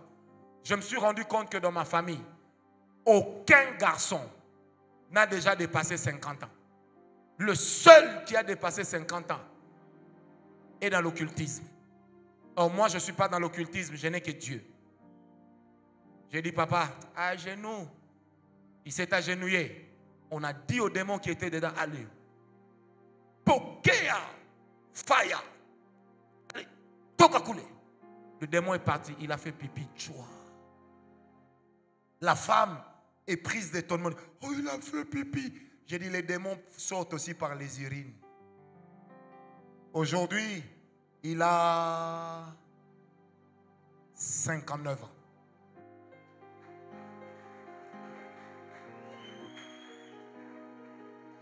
Et je parle avec lui tout le temps. Tout le temps. Parce qu'il y a des gens, il y a des limites dans la vie. 70 ans, 80 ans, 40 ans, 30 ans. J'ai une vidéo que je regarde souvent. Celle d'une famille britannique. L'aîné a 116 ans. La cadette a 98 ans. Ils sont nés à 8. Personne n'est mort. Et je prie toujours avec ça. Je dis, Seigneur, je veux ça, je veux ça, je veux ça, je veux ça. Et puis le monsieur de 116 ans, il marche sans canne. Jusqu'au dernier. En fait, une famille des pépés et des mémés. Et leurs enfants sont vieux, eux-mêmes vieux. Non, je vous assure, quand j'ai vu ça, j'ai dit, Seigneur, ce sont des païens. Moi, je suis en alliance avec toi, je prends la Sainte Seine. Prolonge le nombre de mes années sur terre. Repousse les limites qui existent dans ma famille. Qui m'a donné un amen bien? Alors, le dernier point qui montre que vous êtes sous la loi, parce que retenez bien toutes ces choses, demain nous allons prier avec cela, qui montre que vous êtes sous la loi des esprits de limitation. C'est la qualité des rêves que vous faites. La qualité des rêves que vous faites. Il est de ces rêves qui parlent des limitations. Prenez avec moi Genèse 37, versets 9 à 11. Genèse 37, versets 9 à 11. La Bible dit ceci. On parle de Joseph qui a eu des rêves. Il les a expliqués à son père, à sa mère, il les a expliqués à ses frères. La Bible dit au verset 11, les frères de Joseph eurent de l'envie. Une autre version dit, ils éprouvèrent de l'envie contre lui. Mais Jacob le père garda les souvenirs des rêves de son fils. Bien, vous êtes dans une église qui parle des rêves et vous connaissez la valeur des rêves. Amen, amen. Je vais revenir sur certains rêves qui sont très importants et qui vous expliquent qu'il y a une activité d'un esprit de limitation. Premièrement, ce sont des rêves rétrogrades. Il faut seulement écrire, vous allez réfléchir à la maison. Qu'est-ce que nous appelons les rêves rétrogrades et comment se manifestent-ils? Les rêves rétrogrades, rétrograde veut dire des rêves de recul, des rêves en arrière. Ça veut dire quoi? Ce sont des rêves dans lesquels tu te retrouves dans la classe où tu étais, dans l'école que tu as fréquentée. Tu as déjà obtenu ta licence, tu as déjà obtenu ton bac, mais dans tes rêves, tu es toujours en train de passer l'examen au CM2, en secondaire. Tu es toujours en train de passer l'examen. Pire encore, tu ne trouves pas la réponse. Mais pourtant, tu as la réponse dans la tête, mais ça ne sort pas. Qui a déjà fait ce genre de rêve? Des rêves dans lesquels tu es en train de travailler, le surveillant demande à prendre les papiers. Tu as les réponses. Tu n'as pas eu le temps d'écrire, on t'arrache les papiers. Qui a déjà fait ce genre de rêve? Qui a déjà rêvé de son ancienne école? Qui a déjà rêvé de la maison où il a grandi? Qui a déjà rêvé du village de ses parents? Qui? Merci. Ça veut dire que vous avez des rêves rétrogrades. Tu travailles dans tes rêves. Ton père est toujours en train de t'envoyer puiser de l'eau. Pourquoi? Parce que tu as des rêves rétrogrades d'esclaves ou de servitude. Dans tes rêves, tu sers les autres. Tu accompagnes toujours les enfants d'autrui à l'école.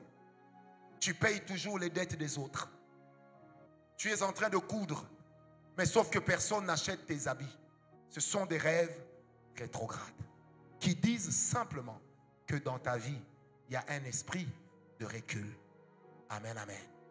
Et les personnes qui font souvent ce genre de rêve, Mimi, n'évolue pas dans la vie. Même s'il arrive quelque part, il va reculer. Et on a même des ministres de Dieu qui font souvent ce genre de rêve. Quand il rêve qu'il est dans une maison, c'est la maison des parents. Quand il rêve qu'il est dans une parcelle, c'est derrière la parcelle des parents. Qu'est-ce que ça veut dire? Qu'il y a un esprit rétrograde qui habite en toi. Deuxième chose, des gens qui font des rêves, qui oublient leurs rêves, mais le matin, ils se réveillent toujours fatigués, avec des courbatures, alors qu'ils n'ont pas dormi sur Kitikuala. Ils n'ont pas dormi par terre. Mais ils se réveillent, ils ne se souviennent plus du rêve. Mais ils ont des courbatures. Aïe, aïe, aïe, aïe, aïe, aïe. Ce genre de manifestation au réveil, ce sont des manifestations qui disent que vous êtes un esclave la nuit. Quand vous lisez Ézéchiel 13, Ézéchiel en parle. Toi, tu peux dormir sur ton lit douillet, calmement sur tes lauriers. Mais la nuit, on est en train de t'utiliser spirituellement comme une bête de somme. Madame Avunda, donc quelqu'un d'autre se plaint d'une maladie. Quelques jours après, c'est comme ça commence à être toi qui commences à avoir la même maladie. Ça veut dire qu'il y a déjà eu un transfert.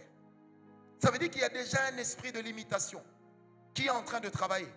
Bien aimé, on peut se réveiller fatigué une fois. On analyse comment a été la journée d'avant. Est-ce que je me suis reposé assez? Mais tu te réveilles avec des courbatures. Moi, j'ai même connu des gens qui se réveillaient tabassés. Ils saignent. Pourquoi? Parce que ils travaillent la nuit comme un esclave, comme une bête de somme qui m'a donné un amen bien. Troisième catégorie des rêves, ce sont des rêves dans lesquels vous perdez toujours des combats. Ou si vous tentez de prendre le dessus, le rêve s'arrête. Mais le rêve ne finit jamais sur votre victoire. Retenez-les, des rêves de bagarre qui ne se terminent jamais sur votre victoire. Même quand tu prends le dessus, le rêve doit s'arrêter. Ça veut dire que quelque part, spirituellement, tu es combattu.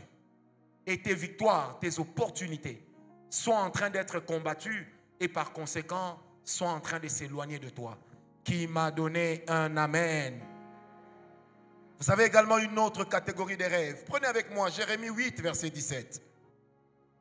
Jérémie 8, verset 17. Dans la version Shuraki, il est écrit ceci. Il est écrit que Jéhovah a dit qu'il allait envoyer des serpents pour attaquer les gens et pour les mordre. Amen, amen. Bien-aimé, c'est ce qui est dit là-bas. Ça veut dire quoi, bien-aimé? Il est de ces rêves dans lesquels Vous rêvez toujours des serpents ou des reptiles, crocodiles et toutes ces autres histoires-là, qui sont toujours des animaux aquatiques, qui sont toujours en train de vous mordre, de vous piquer. Ça veut dire deux choses. Soit il y a un esprit de limitation, soit il y a un mandat de mort sur vous. Qui m'a donné un amen. Ça veut dire que la piqûre, la morsure est en fait là pour vous voler votre bénédiction, pour vous détourner une chose qui vous revient, pour vous prendre quelque chose qui est en train de nourrir votre espérance. Amen, amen. Avec ça, vous avez des rêves, des pertes de portefeuille. Vous rêvez toujours qu'on vous a volé votre porte-monnaie. On vous a volé votre sac. On vous a volé votre cartable. On vous a volé votre chemise. On vous a volé votre farde. Et il y avait des documents importants. On les vole. Sachez-le. Si en ce moment-là, vous êtes sur une affaire, il y a 90% de chances, si vous ne réagissez pas bien, que l'affaire ne soit pas bien conclue. Église, est-ce qu'on m'entend? Tu rêves qu'on te vole ton porte-monnaie. Parce que le porte-monnaie, c'est là que nous rangeons l'argent. C'est là que nous rangeons nos cartes bancaires. Et quand dans les rêves, on te le vole, ça veut dire qu'on est en train de voler ta bénédiction financière. Lève la main droite, dis avec moi, on ne touchera pas à ma bénédiction financière. Au nom de Jésus. Dis-le bien avec moi, on ne touchera pas à ma bénédiction financière. Au nom de Jésus. C'est pourquoi, bien aimé, certains rêves, quand vous les faites au réveil, ne soyez pas pressés d'aller vous laver. Téléchargez l'esprit de prière. Je dis, Seigneur, le porte-monnaie qu'on m'a volé, je cours derrière celui qui l'a volé. Je récupère mon porte-monnaie au nom de Jésus. Je récupère. Je récupère. Vous voyez toujours des rêves dans lesquels on vous dit, toi tu ne peux pas avoir cet argent. Tu ne peux pas. Tu ne peux pas acheter une parcelle. Tu ne peux pas être propriétaire d'une maison. Tu ne peux pas voyager. Tu ne peux pas être bien dans la vie. Frère, moi, votre frère, j'ai déjà fait ce genre de rêve. Un jour, il y a un ami qui devait prêcher ici. La nuit, c'était la nuit de samedi à dimanche. Et puis je vois, on est en train de me remettre un gros paquet d'argent. Et je vois un membre de ma famille qui tape le paquet d'argent. Il dit non, lui ne peut pas toucher ce montant. Frère, c'était 200 000 $. J'ai dit jamais. Je suis allé dans mon compte, j'ai pris 2 000 $ pour respecter les chiffres. Parce que je n'avais pas ces montants-là. Ce jour-là, quand le prédicateur a fini, l'église lui a remis sa collation. Moi aussi, je lui ai dit, prends ça. Oh, c'est pourquoi. J'ai dit non, toi, prends seulement. Que Dieu se souvienne de moi. Parce qu'il est de ces choses, bien-aimées, de ces rêves qu'on appelle des rêves des tribunaux sataniques et des sentences. En fait, il y a une sentence contre tes finances qui existe. Il y a une sentence contre ta bénédiction financière. Tu n'échoues pas parce que tu n'es pas intelligent. Tu n'échoues pas parce que tu n'as pas de bonnes idées. Quand tu vois le frère comme Capita là-bas, il a de très bonnes idées. Il est brillant. Donc tu n'échoues pas parce que tu es brillant. Mais tu échoues parce qu'il y a un verdict satanique. Lève la main droite, dis avec moi, je révoque ce verdict. Non, dis-le bien avec moi, je révoque ce verdict. Je réussirai. Je réussirai. Au nom de les rêves des rongeurs. Revenons sur Malachie 3, 10 et 11. Tu rêves toujours des rongeurs, des souris, des rats, des écureuils, ou ce genre de bestes-là qui peuvent ronger. Vous savez, j'ai prié pour une femme en Europe. Est-ce que vous savez que voilà, les démons traversent les frontières, hein? Les démons savent nager, hein? Cette maman loue une maison en Europe quelque part. Elle a des rats chez elle qui mangent même le métal.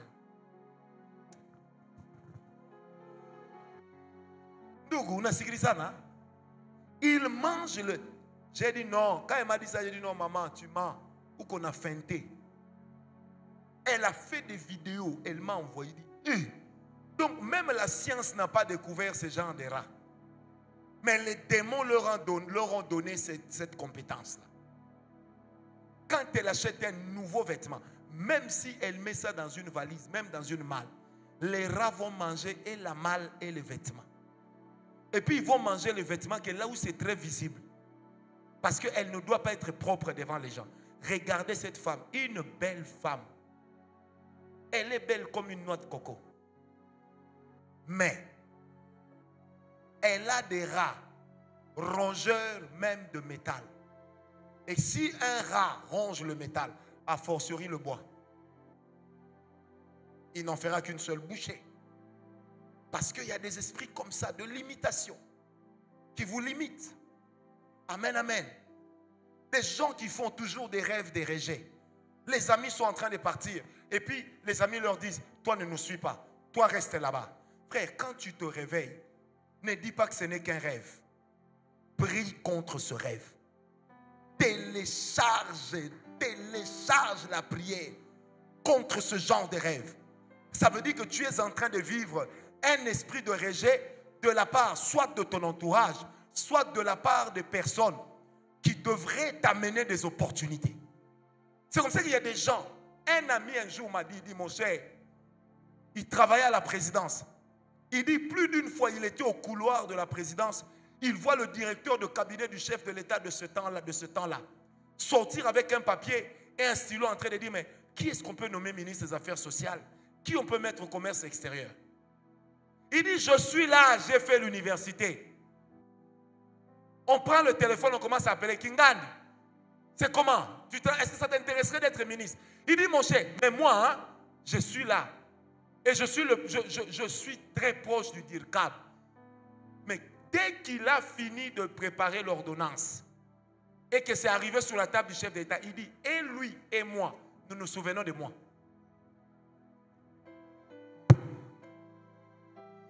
Vous blaguez, hein? Il dit, et lui et moi, nous nous souvenons de moi. Vous savez, ce monsieur prie dans une église dans laquelle il ne croit pas au combat spirituel. Mais ce qu'il a vécu l'a converti. Parce qu'il est de ces choses, bien-aimées. Ne dis jamais que ça n'existe pas. Juste parce que ça ne t'est pas encore arrivé. Ne le dis pas. Amen, amen. J'ai dit, donc toi tu as vu. Il dit, j'ai vu plus d'une fois comment on nomme les ministres dans ces pays. J'étais là. Moi-même sous-payé. Il dit, le jour où j'ai eu le courage de dire au DIRCAB, mais mettez mon nom. Le DIRCAB lui a dit, non mon cher, dans le parti politique, il y a des gens qui sont chômeurs. On prend un chômeur. Il dit, mais prenez le chômeur, mettez à ma place. Comme ça, au moins, il aura une montée crescendo. Le DIRCAB lui dit, non, pas toi, dit, toi c'est bon là où tu es. Il dit, mon cher, le gars qui dit c'est bon là où tu es, mon argent ne me permet même pas de régler mon loyer. Mais on va prendre quelqu'un assis chez lui. Il s'est peut-être réveillé, il s'est disputé avec sa femme parce qu'il n'avait rien laissé la veille. Mais il a exigé de manger le matin. Est-ce que quelqu'un comprend ce que je dis? Bien aimé, attends. Vous avez également des rêves que j'appelle des rêves des frontières fermées. Juste au moment où vous devez traverser une frontière à pied, on ferme. Juste au moment où vous devez embarquer dans l'avion, on ferme le gate. Juste au moment où vous devez embarquer dans le bateau, on jette l'ancre. Juste au moment où vous devez, je ne sais pas moi, prendre une fusée ou quoi, on vous dit vous êtes arrivé trop tard. Ça, ce sont des rêves, des vols de bénédiction. Ce sont des rêves qui vous disent que vous n'êtes pas né pour prospérer. Ça veut dire que la prospérité est en vous. Mais le diable a dit avec ses acolytes que vous ne pouvez pas prospérer. Est-ce que quelqu'un m'a compris? Donne-moi un amen bien. Et puis vous avez des rêves de perte des documents de voyage. Dépendamment du moyen de transport que vous étiez censé emprunter, vos rêves vont s'interpréter distinctement. Vous rêvez toujours que vous ratez la voiture ou vous êtes à l'arrêt du bus, mais quand vous arrivez, le bus est parti. Chauffeur, grand chauffeur, mais il ne s'arrête pas. Ça veut simplement dire, ça ce sont des rêves qui vous disent que vous aurez beaucoup de mal à passer à la prochaine étape dans votre vie. Amen. Vous rêvez par exemple que vous avez raté l'avion. Vous avez les billets d'avion en main. Vous avez votre ticket. Mais l'avion est parti. Bien-aimé, l'avion ne parcourt pas la même distance que la voiture. C'est-à-dire que l'avion te permet de faire un grand bond, très considérable. Tu peux quitter Kinshasa à 0 heure. Si c'est ton jet et tout, tu peux arriver à Paris à 6 heures. Mais si tu vas en voiture, depuis Kinshasa jusqu'à Paris, en passant par le détroit de Gibraltar ou le canal de Suez, par là, ça peut te prendre plus d'une année. Vrai ou faux? Alors, quand tu rêves que tu rates ton moyen de transport, qui est un avion, ça veut simplement dire, là, ce n'est pas la prochaine étape qu'on a combattue, c'est la destinée. Parce que quand on parle de destinée, dans destinée, il y a le mot destination. Là où tu es censé arriver pour devenir quelqu'un de grand. Tu rêves que tu as perdu, tu as le billet en main, tu as raté l'avion, fais très attention. Tu rêves que tu as ton ticket en main, mais le train est parti. Maintenant, regarde la nature du train. Si c'est un TGV, un train à grande vitesse, ça veut dire que quelque part, il y a une bénédiction qui devait t'amener loin dans la vie, mais à côté de laquelle tu es passé. Si c'est un train qu'on appelle généralement locomotive, comme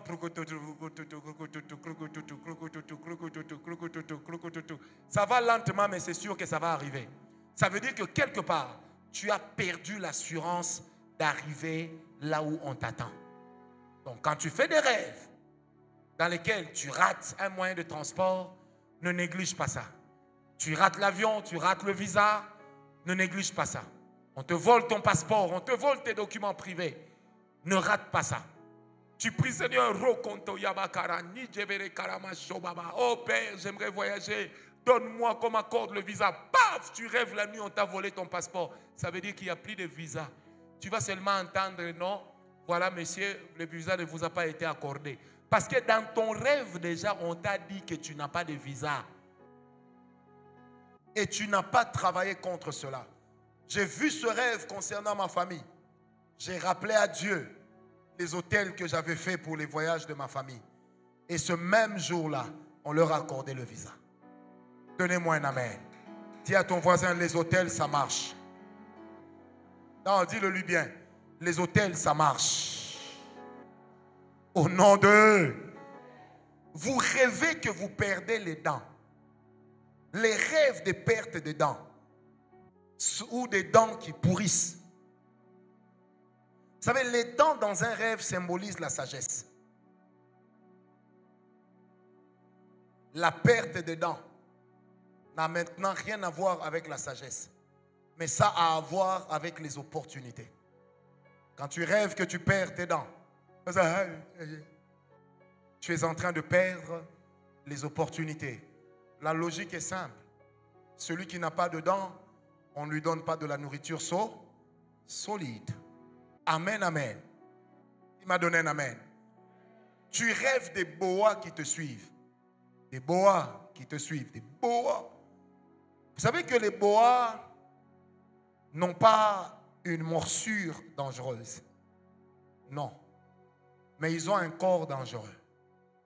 Parce que dès lors qu'ils s'enroulent autour de toi, ils s'étirent, ils te broient les côtes, ils jettent sur toi sa salive, ils t'avalent. Vous rêvez des boas. Ça veut dire que quelque part, il y a une limitation financière. Il y a une limitation. Et si vous êtes dans un projet, sachez que le projet ne va pas réussir. Des gens qui rêvent des excréments, du caca. Ils rêvent. Vous voyez des gens qui rêvent, il est en train de faire popo en public. Il rêve. Il fait popo. Une sœur me disait même qu'elle a rêvé qu'on lui jetait les popos. Les rêves des excréments sont des rêves de vie médiocre. Ça veut dire que votre vie va porter une tache, une empreinte de médiocrité. Vous risquerez d'avoir une vie médiocre. Être une personne médiocre. Médiocre ne veut pas dire pas intelligent. Tu es intelligent, mais tu es médiocre. C'est-à-dire que tu n'as pas l'art de faire les choses avec excellence. Même quand on te donne le micro pour prêcher, tu t'embrouilles toi-même. Moi, j'ai vu des prédicateurs médiocres. Quand il finit de parler, tu lui dis, mon cher, qu'est-ce que tu as voulu dire? J'allais dire, oui, tu allais dire quoi? Il fallait même écrire ta prédication comme un journal télévisé, comme un discours. Il y a des personnes qui sont médiocres. Et la médiocrité dans leurs rêves se voit généralement dans deux choses. Soit dans les excréments qu'ils voient dans les rêves, soit dans la nudité qu'ils voient dans des rêves. Vous savez, il y a des gens qui se voient toujours nus. Ils sont en train de se cacher pour ne pas qu'on voit leur nudité.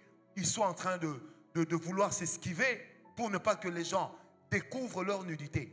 Ce sont des rêves qui disent que votre vie est limitée. Qui a déjà fait ce genre de rêve?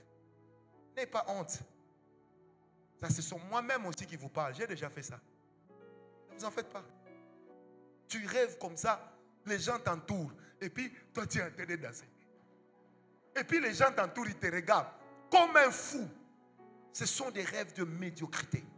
Ça veut dire que ce sont des rêves pour lesquels le diable a prévu une honte dans votre vie. Un scandale. Je prie au nom de Jésus. J'ai dit je prie au nom de Jésus.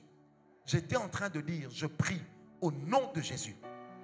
J'étais en train de dire avec force je prie au nom de Jésus. Tu ne seras pas médiocre. Assieds-toi d'abord. On n'a pas fini, tu es pressé. Qui m'a donné un amen? J'aimerais tellement terminer parce que demain on va parler des origines et puis on va tcharacher à la moto. Amen, amen. Il y a aussi ce qu'on appelle des rêves d'avortement. Tu es un homme, mais tu rêves que tu as avorté. Tu n'es pas enceinte. Tu rêves que tu avortes. Tu n'es pas marié, mais tu rêves des avortements. Les avortements dans les rêves constituent des images qui te disent que tes beaux et grands projets ne réussiront pas. Ça veut dire fais tout ce que tu veux. Tant que tu n'as pas fait ce qu'il faut, tes projets ne vont pas réussir. Tes projets n'iront pas de l'avant. Qui m'a donné un amen? Tes projets n'iront pas de l'avant. Tu rêves que tu avortes. Tu rêves qu'on est en train de te mettre de la braise sur le visage. Et les gens te regardent avec des dents. Oh, qu'est-ce qui se passe? Bien aimé, c'est des choses qu'il ne faut pas négliger. Ça veut dire que quelque part, il y a une puissance spirituelle, une puissance démoniaque, une puissance familiale, une puissance dans l'environnement, une puissance d'autel qui est en train de travailler contre toi. Bien-aimé, retenez-le bien. Tout combat que vous ne terminez pas, vous le léguerez à vos enfants. Tout combat que vous ne terminerez pas. J'aimerais terminer par cette histoire qui vient dans mon esprit. Un jour, j'étais en train de perdre un ami. Il est mort aujourd'hui. Son neveu m'appelle, il me dit, tonton, j'ai vu en rêve cette nuit. Son oncle était mon ami. Il dit, j'ai vu mon oncle en rêve cette nuit. Il a traversé une frontière. Mais après, quand il est revenu, il était tout sale. Qu'est-ce que ça veut dire? Je dis, dans 2 jours, ton oncle va mourir. Mais après, dans votre famille, il y a quelqu'un qui aura les mêmes caractéristiques que ton oncle. Sauf que lui, il ne réussira en rien. Il me dit, mais comment? J'ai dit, c'est ce qu'on appelle des rêves de planning satanique des revenants. Ça veut dire que la personne est morte, mais on a pris sa vie, on a investi ça dans un enfant qui doit naître. C'est comme ça que dans certaines familles, on peut planifier la destinée de quelqu'un dont on n'a même pas encore conçu dans le ventre. Vous allez prier pour quelqu'un. Il vous dit clairement, l'Esprit parle pour vous dire que j'existe dans cette famille depuis 116 ans. Je suis leur arrière-grand-père. Tu dis, mais tu es revenu comment? Il dit non, parce que j'avais un contrat spirituel qui disait qu'à cette période de l'année, je dois revenir. C'est comme ça que, bien aimé, il existe des familles dans lesquelles il y a des gens qui sont revenus. Qui sont revenus. Ah, donne-moi un amen. Mais pourquoi vous lui avez donné ce nom? Oh non. Arrière non quoi Koufa. À l'autre c'est Ngandoto qu'il faut appeler ça comme Thérèse. C'était qui Thérèse dans la famille? L'arrière-grand-mère là qui est venue donner le rêve. pour dire, tu vois l'enfant que tu vas avoir, donne-lui mon nom. Et puis paf, on prend le nom, on donne à l'enfant. Parce que cet esprit-là cherchait un bon filon pour revenir. Cherchez juste une opportunité pour revenir. C'est comme ça que vous avez des gens, et moi j'ai déjà traité ce genre de cas. Vous avez des gens, il est humain comme ça, mais il a un esprit mort. Il a l'esprit de quelqu'un qui a déjà existé.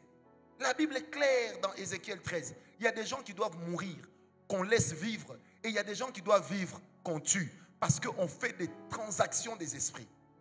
Et quand vous prenez Apocalypse 18 à partir de 2, vous descendez jusqu'au verset 6, la Bible parle des marchands des corps et des marchands d'âmes. Ça existe.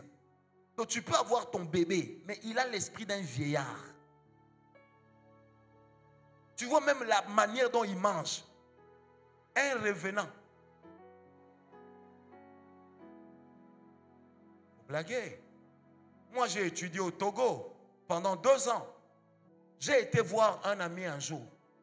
Il y avait un bébé chez eux. Pendant qu'on était assis, j'observais le bébé. Il avait des veines aux pieds. Je dis, mon cher, ça c'est un bébé ça? Il dit, non, c'est mon grand frère. Un bébé avec la barbe. Oh, voilà. On m'a pas... Je l'ai vu, Minaona. Je l'ai vu avec mes yeux. J'étais païen, mais je me suis dit, jamais moi je peux revenir chez eux. Ça doit être une maison de démons. Ne vous en faites pas. Ce genre d'enfants au Bandundu, quand ils meurent, on les enterre la tête en bas. Et puis on les enterre nus pour qu'ils ne reviennent pas. Demandez aux gens des Bandundu qui sont là, ils doivent connaître ça. Donc on les enterre nus pour qu'ils ne reviennent pas, la tête en bas. Pour que leur esprit, cet esprit-là, ne revienne pas dans la famille plus tard. Sinon le même esprit quand il revient, il va ramener la même souffrance. Donc toi tu crois que tu portes un bébé 9 mois, mais tu portes un ancêtre. Ancêtre. Tu vois l'enfant en 4 ans, quand il réfléchit, tu fermes les yeux, c'est comme s'il a 69 ans. J'ai vu ces choses. Dieu nous a fait la grâce d'aider les familles dans les délivrances. Je sais de quoi je parle. Je sais de quoi je parle. Ça s'est passé une fois en France. Une dame a fait un bébé. Le bébé de 4 jours avait 32 dents dans la bouche. Ah, allez sur internet, vous allez voir. Moi j'ai suivi ça dans un journal télévisé. Là où on ne ment pas. Vous imaginez un peu comment cela est arrivé? Parce que quand le diable veut vous détruire, veut vous limiter, il va ramener des choses. Est-ce que ça vous est jamais arrivé? Vous regardez un de vos cousins, un de vos frères, vous avez l'impression à un moment perdu comme ça, comme si vous aviez vu au travers de lui votre grand-père. C'est déjà arrivé à qui? Vous allez voir, au talier, ça le rola kokobar na. Ya ya ngana zalaka na momi moko boazaka le rola kokobar na bango. On a toujours prié, on est en train de prier. On va face moi aux hommes. Frère, on a toujours prié.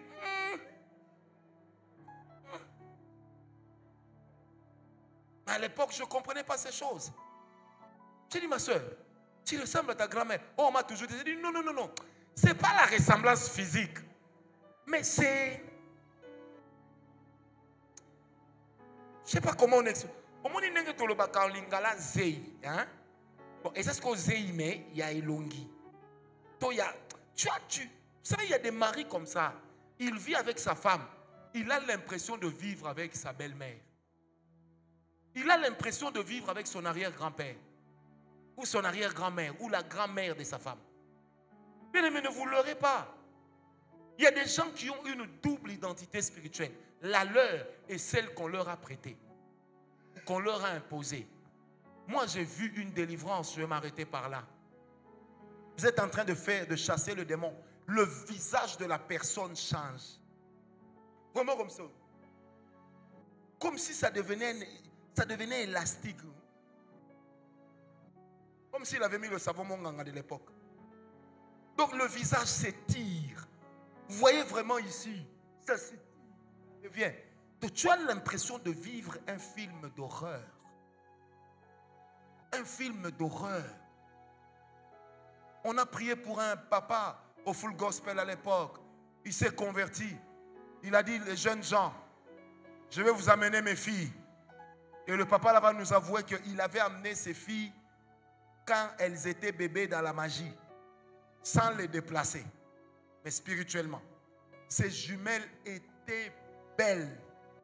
Après la délivrance, elles sont devenues moches. Et le papa va reconnaître que la beauté là qu'il y avait, l'éclat qu'il y avait sur les visages de ses filles, il avait pris ça dans l'autre monde. Il avait pris ça dans le monde parallèle. Et il dira, il me dit à l'époque on était des frères, il dit, frère Francis, aucun homme ne peut voir mes filles sans se retourner. Aucun. Maintenant, toi, comme quand tu vois une jolie soeur à l'église, tout de suite, voilà, tu vas tomber sur quelqu'un comme ça, tu ne sais même pas. Vous savez, moi j'ai voyagé avec certaines personnes dans ce pays, réputées belles, très belles. Donc jusqu'à ce qu'on arrive à destination, je me posais toujours la question, la beauté là qu'on voit à la télé, c'est passé où? Parce qu'il y a des gens qui travaillent leur beauté, qui travaillent leur beauté pour devenir des puits. Donc tu sors avec elle, elle tire de l'énergie de toi. Tu sors avec elle, elle te prend quelque chose. Que ce ne soit pas ton cas. Lèvons-nous, nous allons prier. Donnez-moi seulement 5 minutes, est-ce que vous êtes d'accord? De toute façon, même si tu n'es pas d'accord, il s'agit de ta vie. Hein? Si tu veux sortir, oh, tu peux partir. 5 minutes pour régler notre problème, ce n'est pas assez. Nous allons prier. Chacun de nous va prier. Demander au Seigneur son intervention. Dire à Dieu, Seigneur, toutes ces choses que j'ai entendues de la bouche de ton serviteur, je prie que ça ne soit pas mon cas. Et si c'est déjà mon cas, Seigneur, comme demain nous serons en jeûne, aujourd'hui même commence le processus de ma délivrance. Prions au nom de Jésus.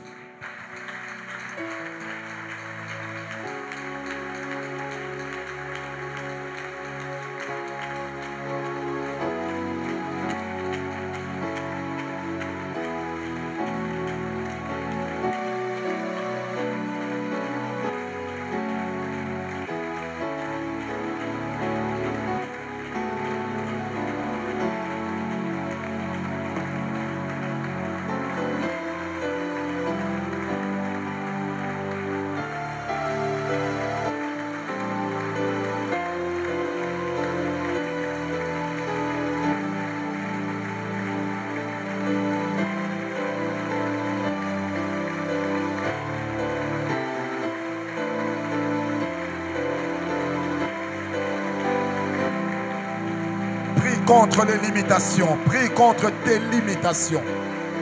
Tu connais tes limitations, prie contre cela. J'ai dit tu connais tes limitations, prie contre cela au nom de Jésus. N'attends pas qu'on t'impose les mains. Toi-même travaille dans la prière. Travaille dans la prière pour tes enfants. Travaille dans la prière pour tes enfants. Au nom de Jésus. Travaille dans la prière pour toi. Travaille dans la prière pour tes enfants. Réclame l'intervention divine. Réclame la grâce divine. Réclame l'intervention divine. Au nom de Jésus. Au nom de Jésus. Au nom de Jésus. Au nom de Jésus. Au nom de Jésus. Au nom de Jésus.